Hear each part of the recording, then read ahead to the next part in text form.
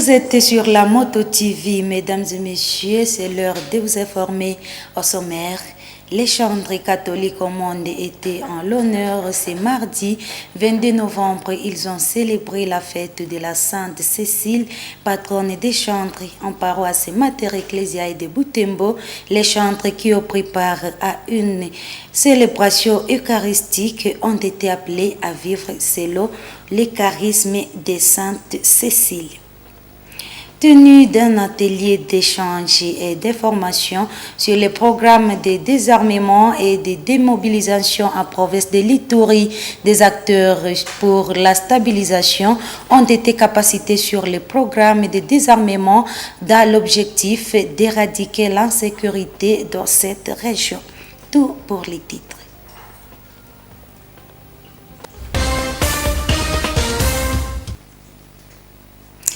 Mesdames et messieurs, bonjour et voici l'intégralité de votre journal. Les célébrations, c'est mardi 22 novembre de la fête de Sainte Cécile, patronne des chantres en paroisse et cathédrale. Les chantres de tous les secteurs qui constituent cette paroisse ont prié en l'église paroissiale pour honorer la mémoire de leur sainte patronne. Au cours de cette Eucharistie, 45 enfants des chantres ont reçu les sacrements de baptême et 3 couples ont été unis par le sacrement de mariage. C'est l'abbé Wassinja Samuel, le nouvel aumônier des chantres de la cathédrale, qui a présidé à l'Eucharistie accompagné des diacres. Reportage Gérard Mouref. C'est dans cette église de la paroisse cathédrale de Butembo où les chantres des secteurs Mahero, Butrege, Cavetero, Cathédrale, Kaundura se sont rassemblés pour célébrer la Sainte Cécile. La messe commence à partir de 9h. Au cours de celle-ci, M. l'abbé Wassinja Samuel a exhorté les chantres à l'union pour leur épanouissement. Cet aumônier des chantres a expliqué que chaque chantre doit fructifier ses talents.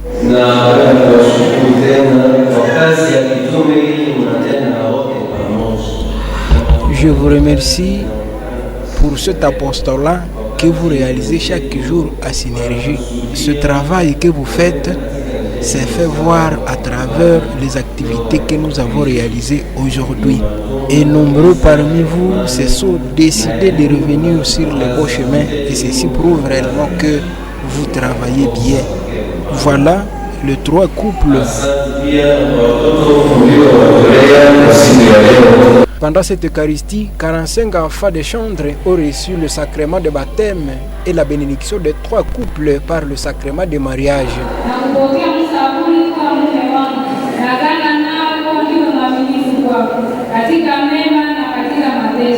Le président des chantres de la paroisse cathédrale s'est dit fier du beau déroulement des activités. Trabuyanjindo Émile a indiqué que le comportement de tout chantre doit refléter ce qu'il chante. Leo katika paroisi yetu katedrali tulisherehekea sikukuu hiyo kwa furaha, kwa shamra. Waimbaji wote wa paroisi katedrali wote tumeshinda nao hapa, tumesoma misa takatifu, tumebatiza watoto, Aujourd'hui, dans notre paroisse de la cathédrale, nous avons une grande joie de célébrer la Sainte Cécile. Tout le chantre de la cathédrale ont passé toute leur journée ici à la cathédrale. Nous avons célébré une messe, la bénédiction de 3 couples et plus de 45 enfants ont reçu le sacrement de baptême. Et nous avons aussi une grande joie de recevoir notre nouvel aumônier de la cathédrale. Nous devons travailler sans cesse car notre récompense est au ciel. Awe na juhudi ya kumwimbia Mungu kwani tuzo letu ni mbinguni. Il a aussi demandé aux chantres de vivre selon le charisme de leur sainte patronne. À la même occasion, il a souhaité la bienvenue à leur nouvel aumônier. Il promet de travailler en franche collaboration avec lui. L'évêque du diocèse de Butembo-Béni appelle les jeunes de ce diocèse à manifester leur colère lors d'une manifestation, car ceux-ci sont appelés à bien conserver les biens déjà acquis. Reportage Delphin Ware. Donc même quand on manifeste sa colère, il faut le faire dans le respect de soi-même et des autres. Il ne faut pas commencer à détruire le bien commun. Je regrette qu'il y ait des groupes qui font du feu sur le goudron qu'on a eu par chance. Et allez voir maintenant ce qui se passe. Ça, c'est le bien commun. Il faut respecter le bien commun. On peut manifester sa colère, son indignation. Il y a des indignés en France. Sans augmenter le mal. Mais en montrant que c'est le bien que nous cherchons. Que c'est la vérité pacifique. Ouais. Elle est aussi parlante, plus parlante même qu'une manuelle. Où vous avez des gens mal intentionnés qui profitent d'une marche pacifique pour piller et pour détruire. Je les évite à le faire de manière chrétienne. Et je dis comment. Il faut travailler pour la justice, pour la vérité, pour la paix et pour la sécurité.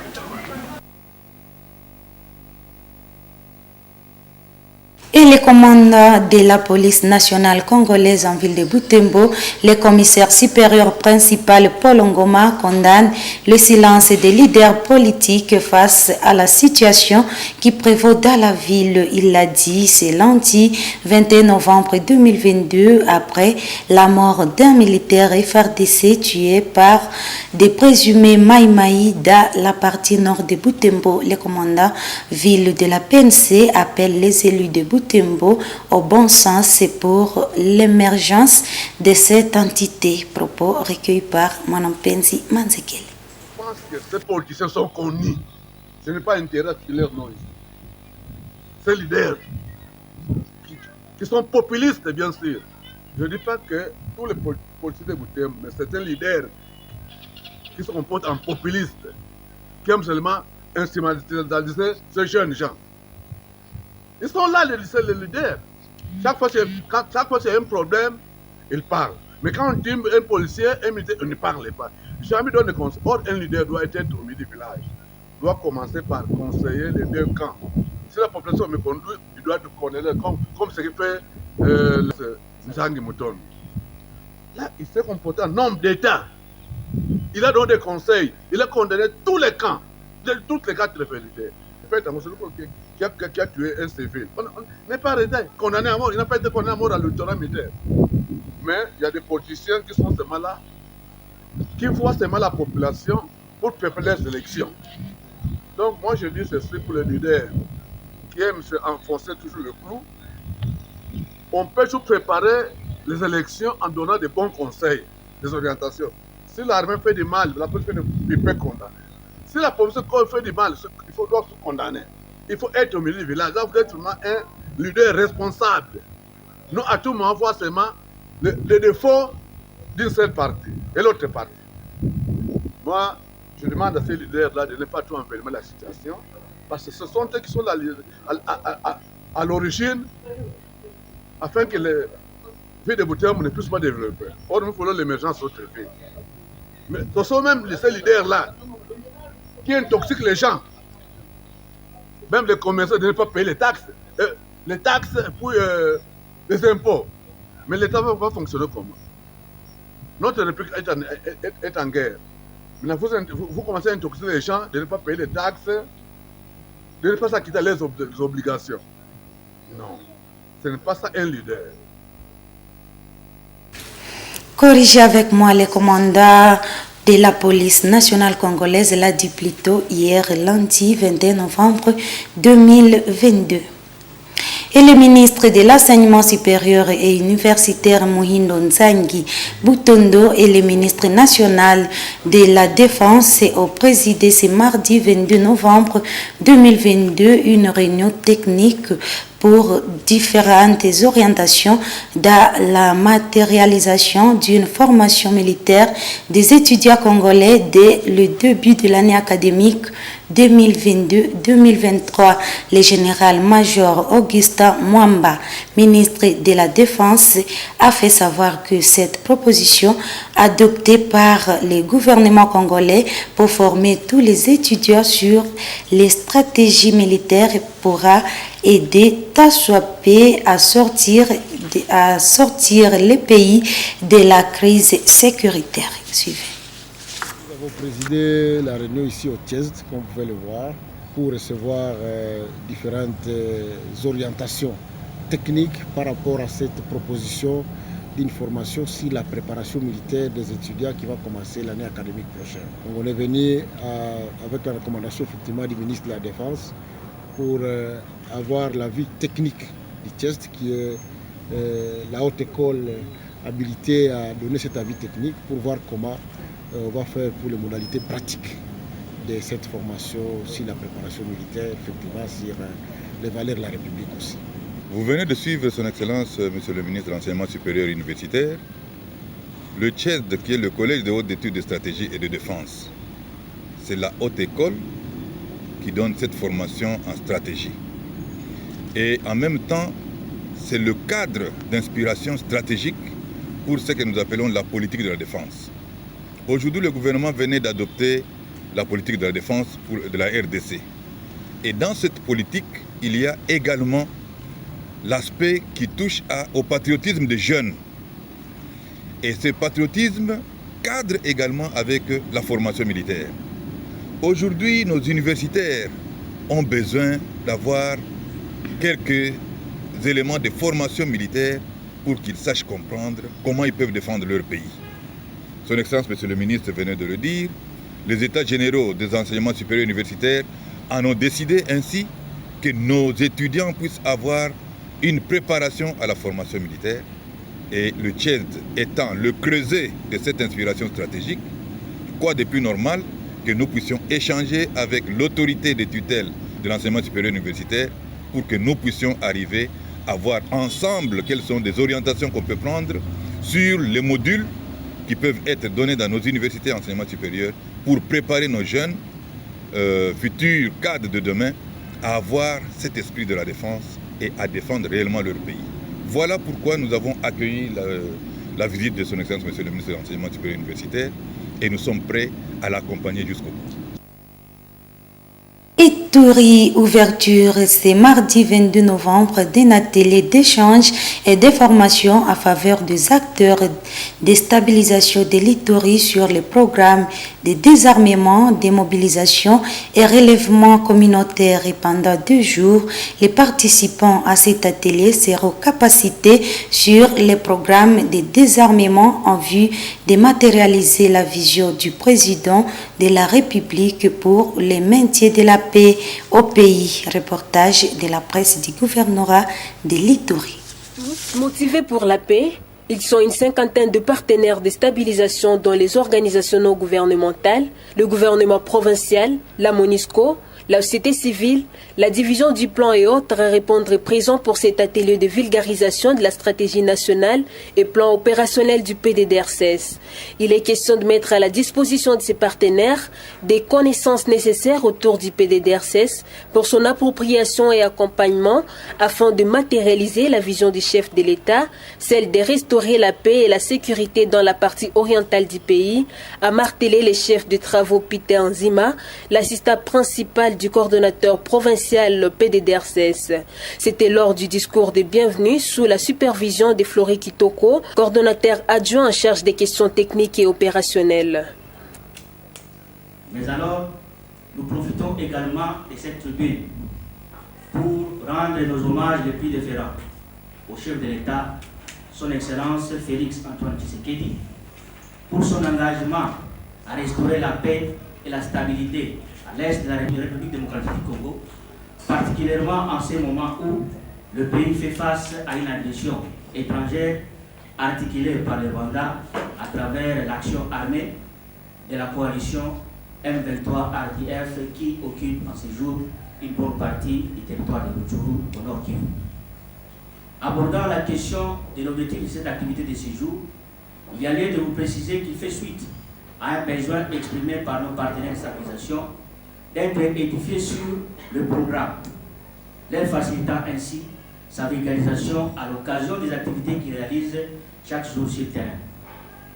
Maître Ounega, directeur du cabinet représentant le gouverneur de province, a invité tous les partenaires à s'articuler autour du programme DDRCS qui constitue la colonne vertébrale de la stabilisation. Le programme PDDRCS reste la colonne vertébrale de la stabilisation dans l'est de notre pays et plus particulièrement dans notre province. Tous les autres programmes, que ce soit dans le secteur humanitaire, le secteur de la stabilisation lui-même et le secteur du développement, doivent s'articuler autour du PDDRCS. C'est le PDDRCS qui a le lead du processus de stabilisation. Après les différents exposés des techniciens sur la présentation complète du programme, c'est par une série de questions et réponses que s'est clôturé le premier jour de cet atelier de 2 jours. Et la vente des ustensiles traditionnels fait vivre certaines familles.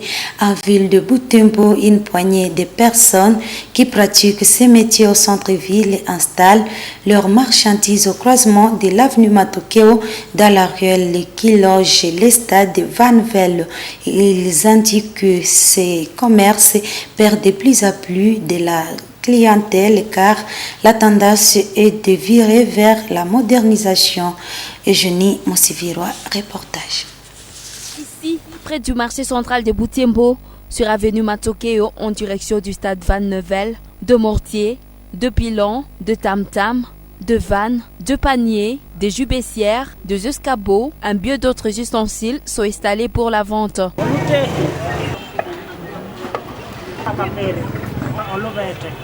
Setika Sereka, 70 ans, exerce ce commerce depuis 20 ans. De par son expérience, la vente est en baisse actuellement. Il raconte que le mortier était l'article la plus sollicité dans les temps. Mais de nos jours, ce n'est plus le cas. Alors qu'il pouvait vendre 20 mortiers par semaine, de nos jours, il en va en peine 3. En dépit de ces situations, Seti ne baisse pas le bras et parvient à nourrir sa maisonnée malgré tout. Il croit que les gens virent vers le modernisme au détriment de leur culture.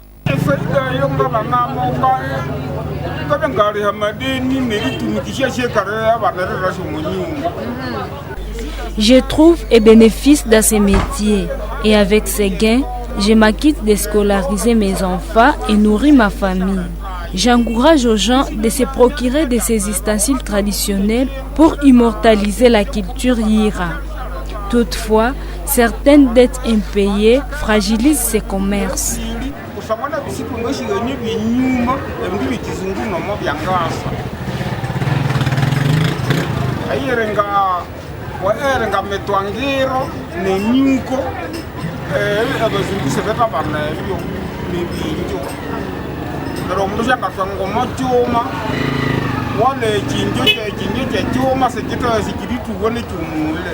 Ce jour, notre source n'a rien vendu de sa marchandise depuis le matin. À 17h, il reçoit son premier client. Likambo vient d'acheter des vannes.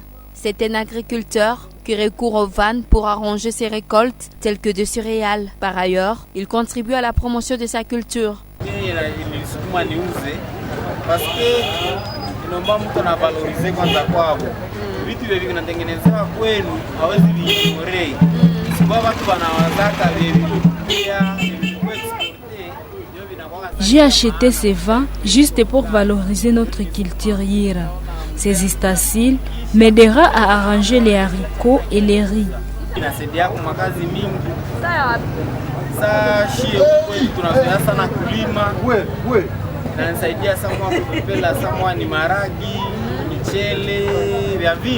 Juste à côté, il y a aussi ce vendeur. Il pense que la baisse de la clientèle est d'une part due à l'insécurité dans le Grand Nord qui limite le trafic.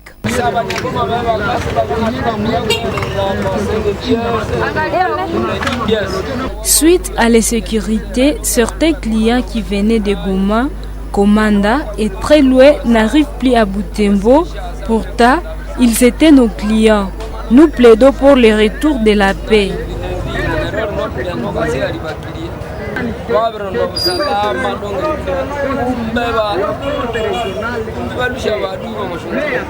Beaucoup de ménages préfèrent des ustensiles modernes que ceux traditionnels.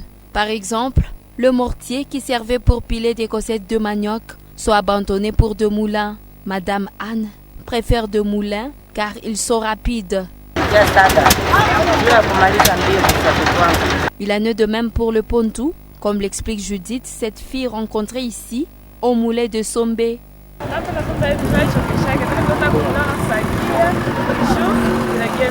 Parmi tous les ustensiles traditionnels, l'on retrouve dans chaque ménage des spatules qui servent pour pétrir.